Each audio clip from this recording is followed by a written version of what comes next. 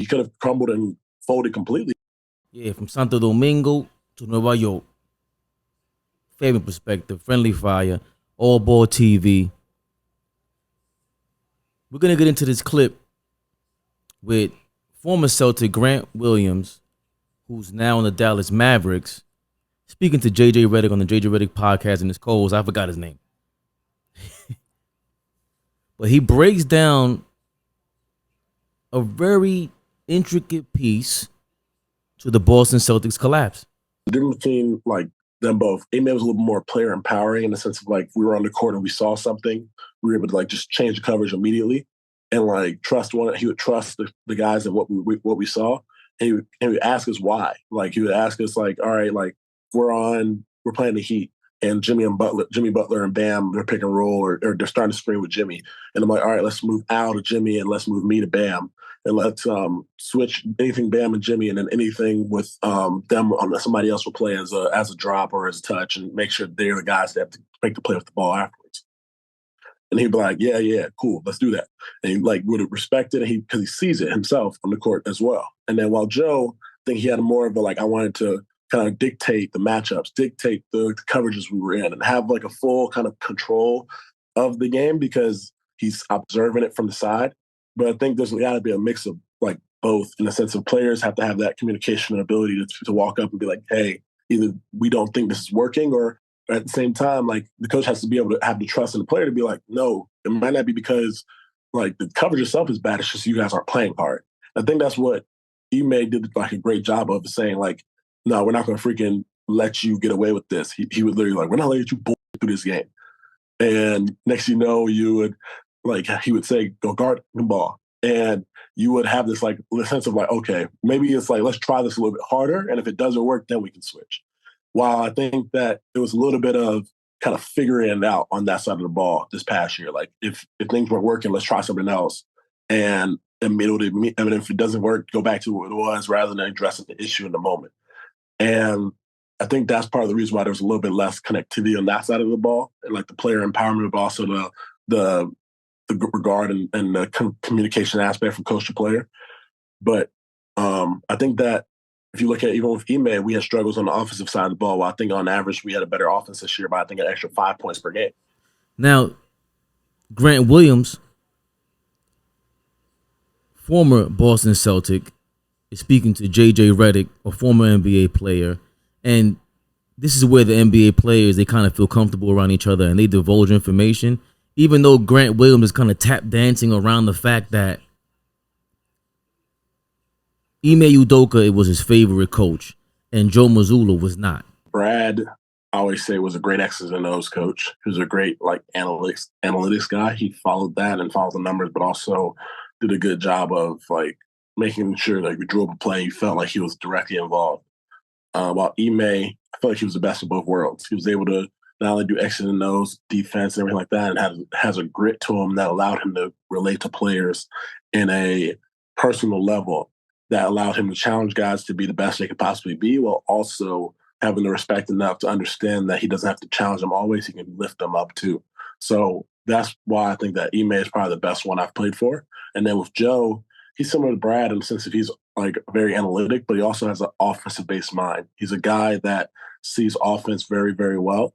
And he's incredible because I think that he'll be able to progress as time goes on and become more comfortable in his role and have a lot of great success in winning because he'll provide the team with a great mentality of pace and spacing and open shots and threes, which is this new generation and new age. And then he'll continue to develop on the other side of the ball and continue to develop on the staff around him and listening. So like that's what I say about each of them is like Brad is feel like he's more analytic, very X's and O's based. The player side, that wasn't necessarily his strength, but he tried his best to be respectful and honest with guys.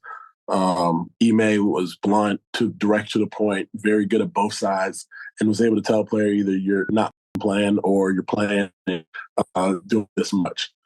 And he was very, very direct and honest about everything, which was what I respected the most because I love coaches who are like that. And then Joe was more like he followed the analytics in terms of matchup based games, as well as like where his offensive style was get up threes, and the more threes you make, you'll be the team.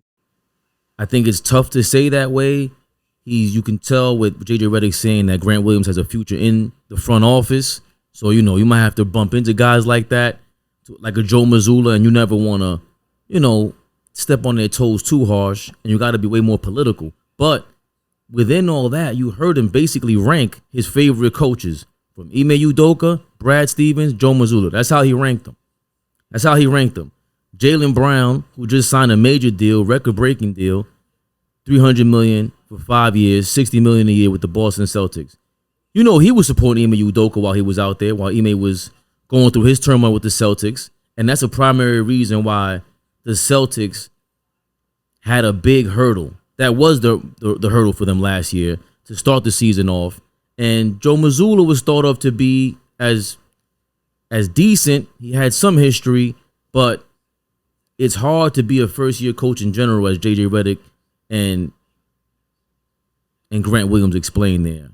But it's also even tougher when you don't have that it factor. And Ime Udoka, it sounds like, from what Grant Williams is saying, he was just different.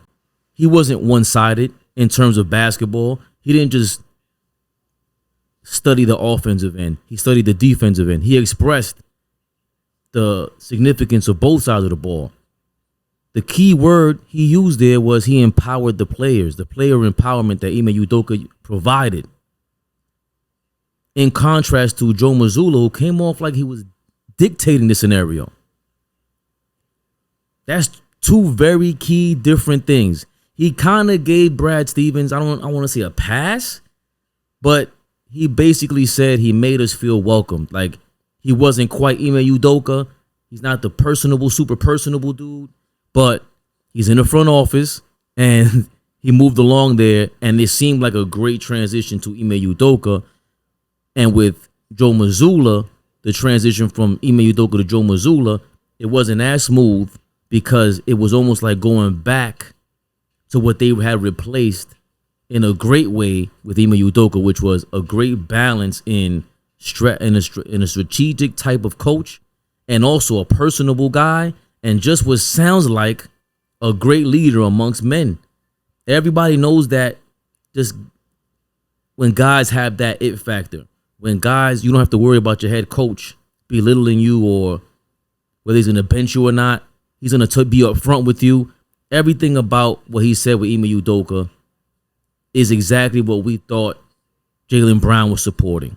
So this is a big time piece of information for what the Boston Celtics have to be looking forward to going up against when a former player, now in the Western Conference, is basically telling them what was wrong with them. Santo Domingo to Nueva York, Fabian Perspective, ALLBALL TV. Let me know what you think. Like, comment, subscribe.